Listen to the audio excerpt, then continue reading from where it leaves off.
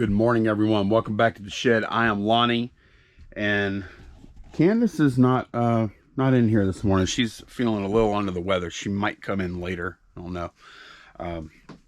But we are full-time eBay resellers, and if you're into watching that kind of content on YouTube, please consider clicking on subscribe down below. This morning I have some eBay orders to pull, stuff that's going out. I already pulled this. This is a starting lineup Jerry Rice that sold for, I believe, $19.99 plus shipping.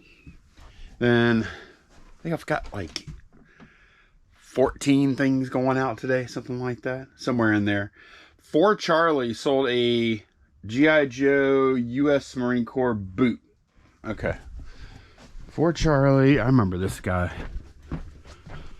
For Charlie, I'm not sure which side I need to be on.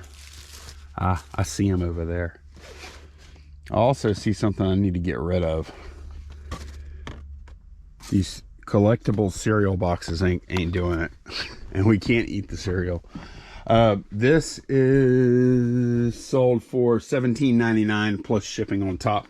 7 Delta sold a Star Wars band set. This right here. Candace packaged this up really well. Snoodles and... what's this called? Snoodles and the Max Rebo band.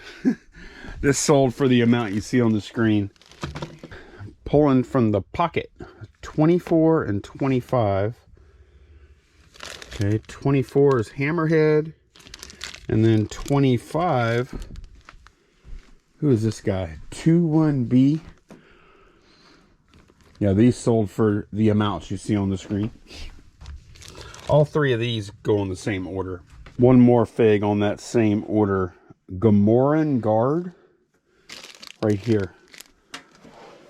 This guy sold for $9.99 plus shipping on top. And of course, these are all vintage Star Wars here.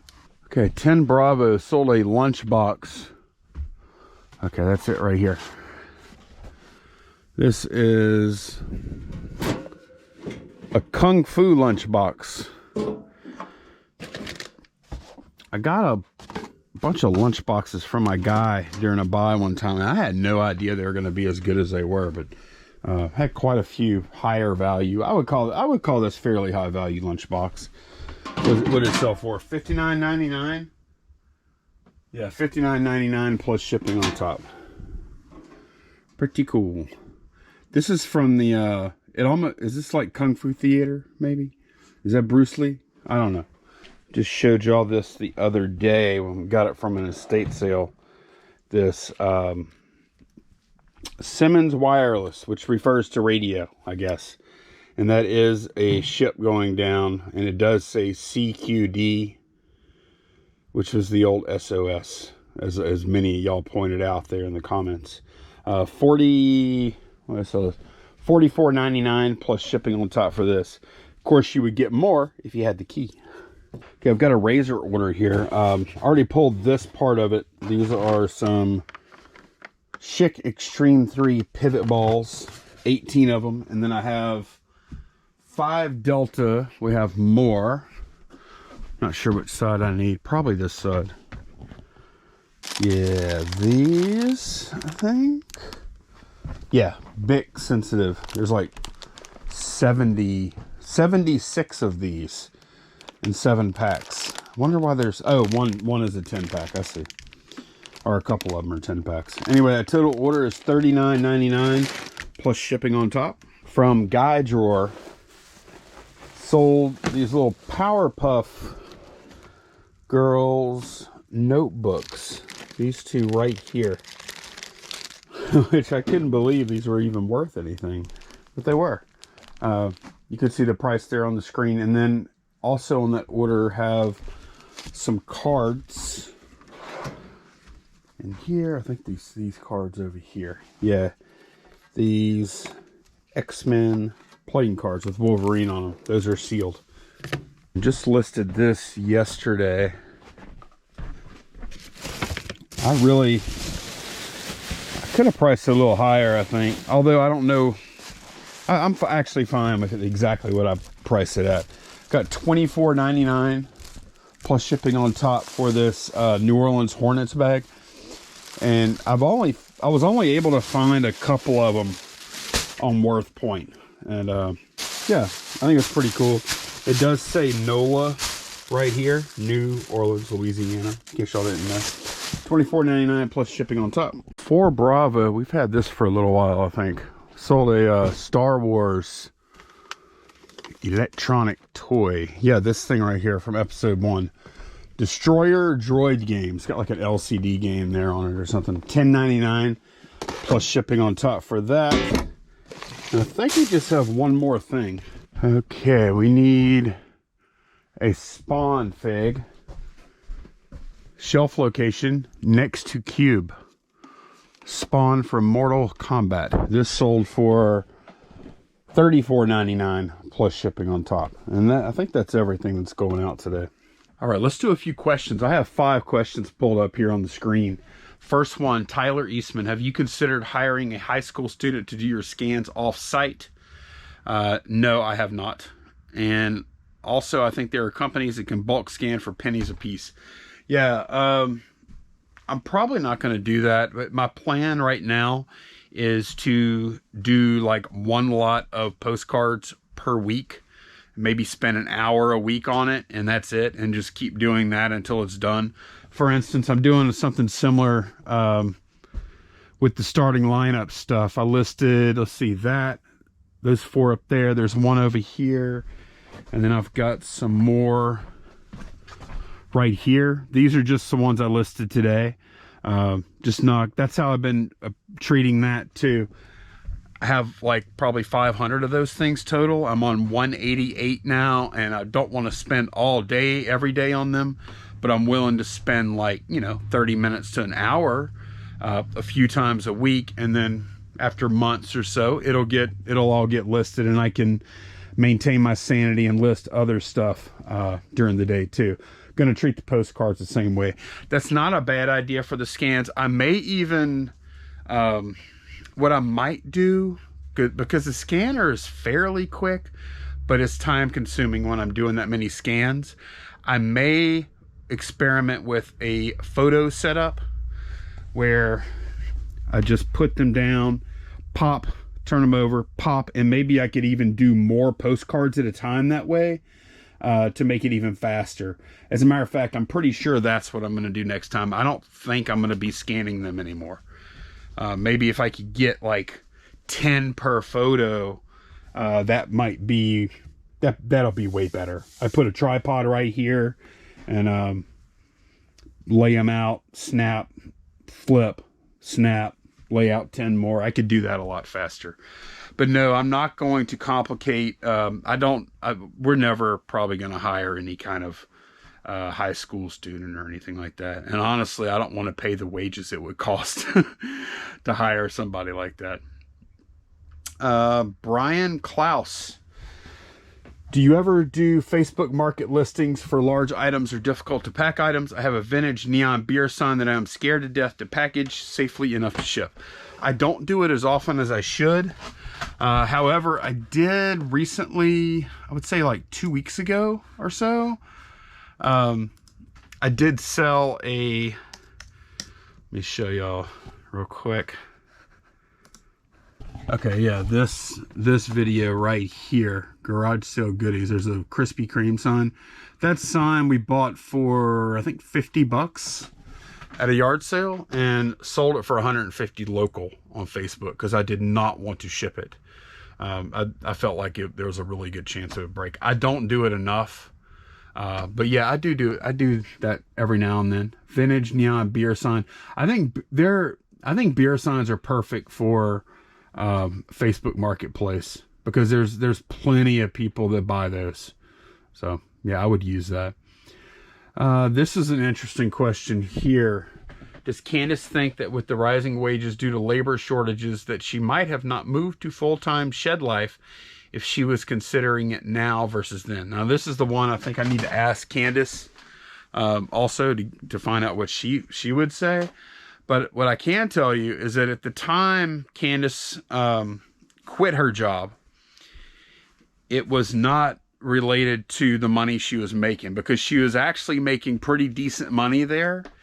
And then on top of that, at that time, they were actually getting $10 an hour on top of her normal pay because of COVID, because she was considered kind of like a frontline employee. So this was not a money, it wasn't like I'm not making enough money thing. She just didn't like working at that job anymore.